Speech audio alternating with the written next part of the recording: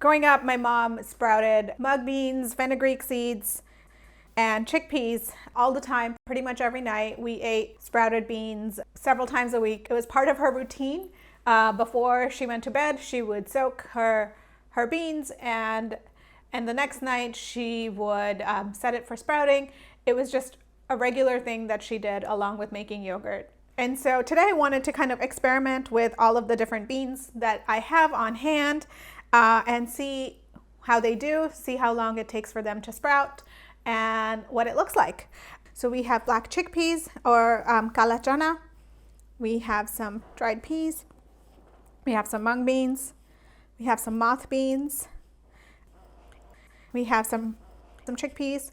We have some fenugreek seeds. And we have some whole masoor. I also wanted to show you this chana dal. So these won't sprout because they are already split. So you have to make sure that your sprouting beans are whole in order to get them to sprout. And we're going to start by washing and rinsing all of our beans. So for this experiment, I only have a small amount of beans. I'm doing a 1/4 cup of each. If I was sprouting the beans to eat during the week, I would sprout a lot more. A typical recipe, I would sprout at least 1 cup. Let's get started and let's rinse our beans and lentils, and then we will soak them. So I'm going to rinse my lentils.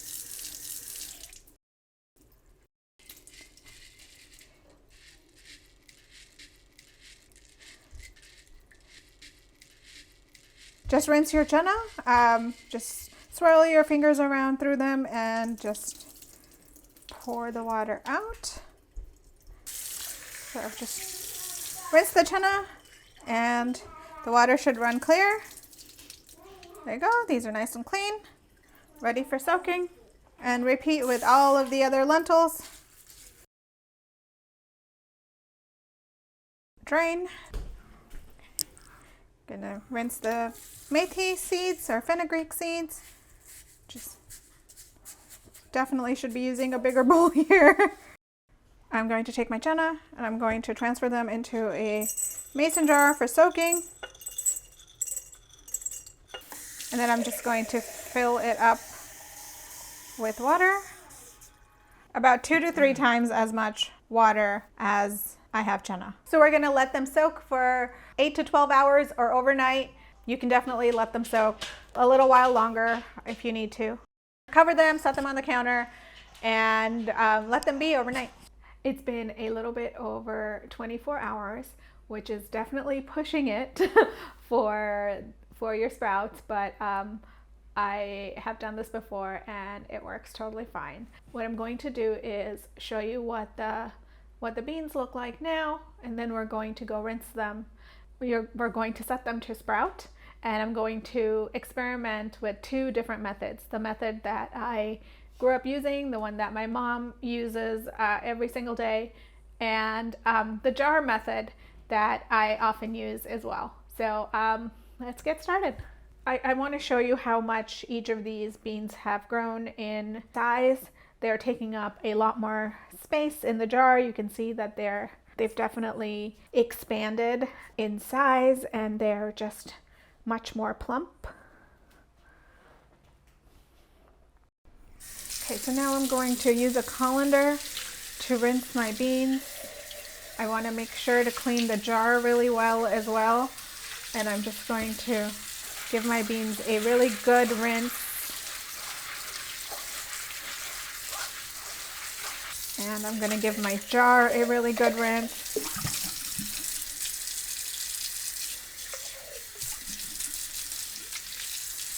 Okay, and I'm going to just drain that really well. I'm just going to dry my jar a little bit to make sure it is not too wet for sprouting.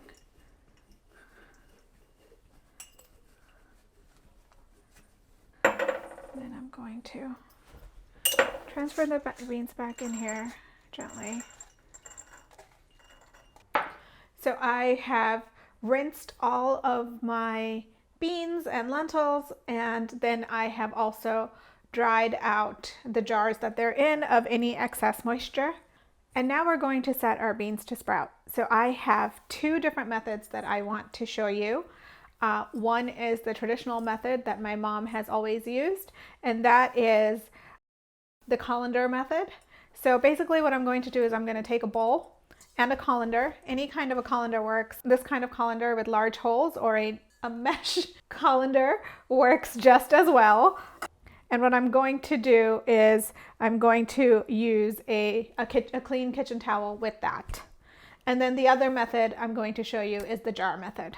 I have my clean kitchen towel here that I'm just going to dip in some water, just room temperature water, and I'm just going to dip it and squeeze out as much liquid as I possibly can. I just want it to be damp. I don't want it to be soaking wet.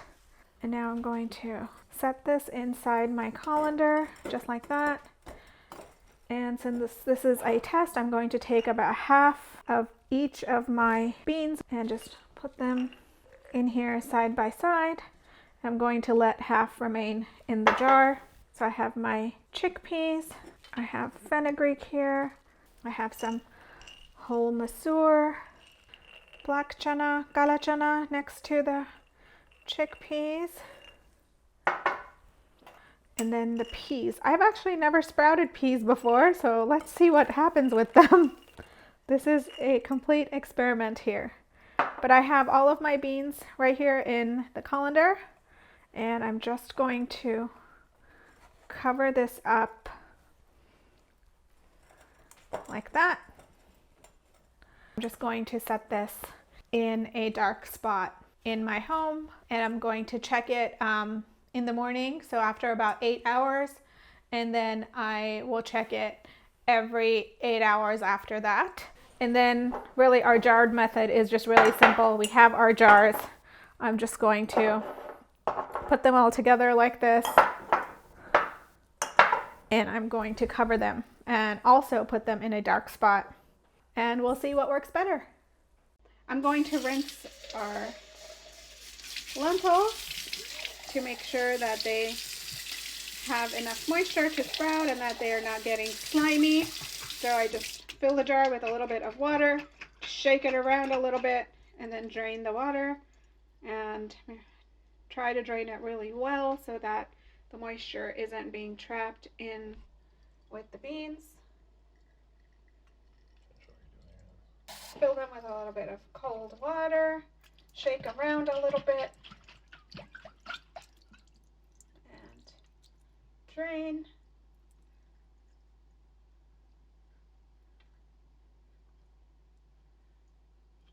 These are already sprouting a little bit.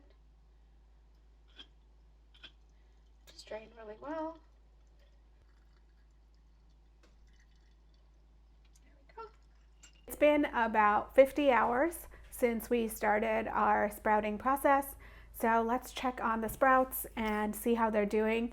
I did go in about every 8 to 12 hours and make sure to rinse the sprouts. Let's take a look at our sprouts. Here are the jarred sprouts. And then we're going to take a look at our colander sprouts. And there they are.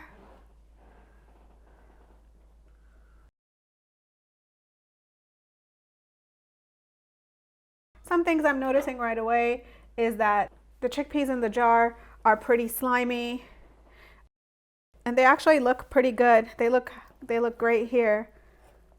There's no slime. And they actually have, they haven't really sprouted a ton, but they have sprouted a little bit. So those will take a little bit longer to sprout. I might just keep them here a little bit longer. I think the sprouting level is mostly about even across both the methods. They've both sprouted pretty well and pretty evenly.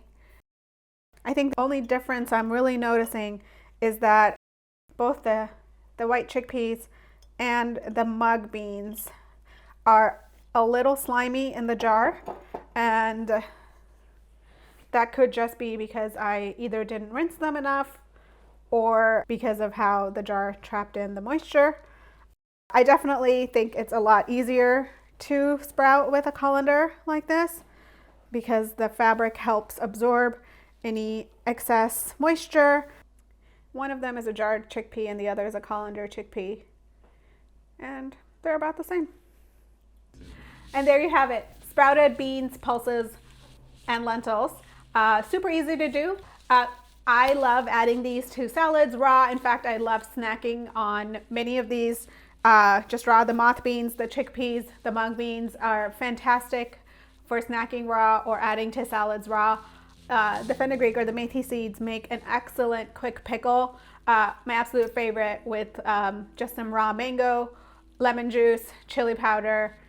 Thank you so much for watching. Please like and subscribe.